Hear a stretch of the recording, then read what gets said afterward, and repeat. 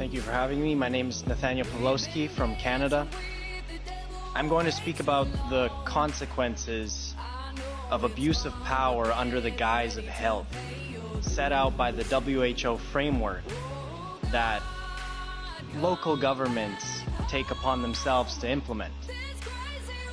I'm the son of Pastor Artur Pawlowski, who you will hear in just a minute. I am here today in desperation, a cry for help.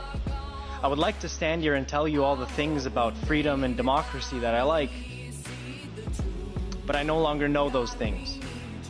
They have been taken away from us Canadians. Canada has fallen.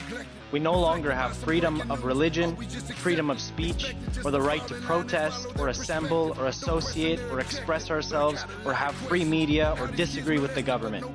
Anyone who does so is arrested, charged, and jailed as political dissidents. My father was just found guilty of inciting mischief for giving a sermon to the truckers when they went and stood for our rights in 2022. A Christian sermon that referenced the Solidarity Movement was criminal in our government's eyes. A charge that has a penalty of up to 10 years in prison.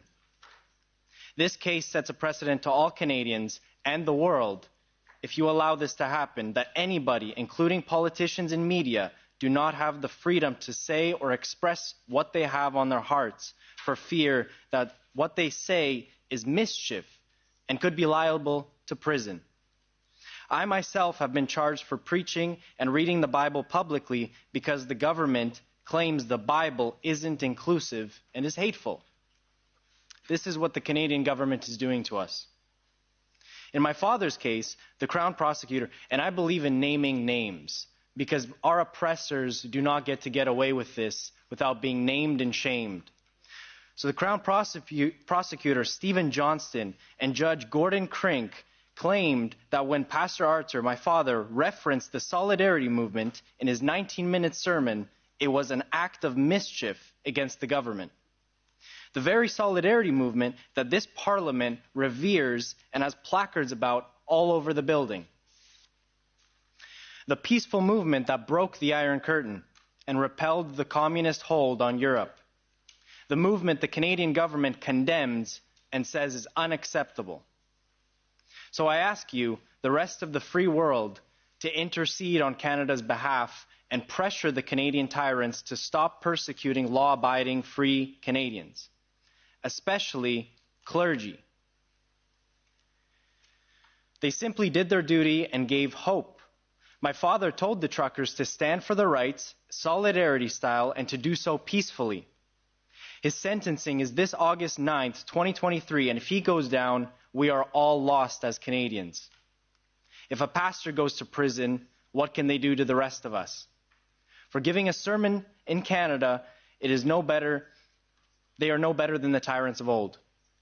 So please, I ask you for help and to pressure Canada on this matter and to help us deal with our oppressors who act like modern-day Caligulas. Trudeau is a modern-day Caligula. We cannot allow these mad emperors to run mad. And remember, all of this is being done under the guise of health, safety, and protecting us. By stripping our rights and ushering in tyranny, we must not allow Canada to treat its citizens, and especially clergy, this way. The WHO has structured a way to take away our rights, and our local governments are doing that. Now you will hear my father. He will speak via video. So this is Pastor Artur Pawlowski, political prisoner.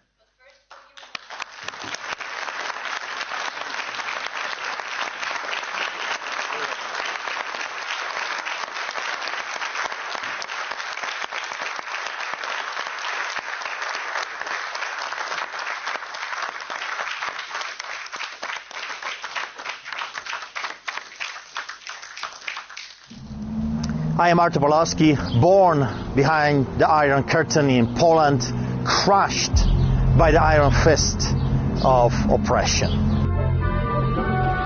The armed forces now rule in Poland with martial law and the threat of execution for those who break it. do wojskowej dyktatury. The horrors inflicted by unchecked despotism have burned their mark into my memory.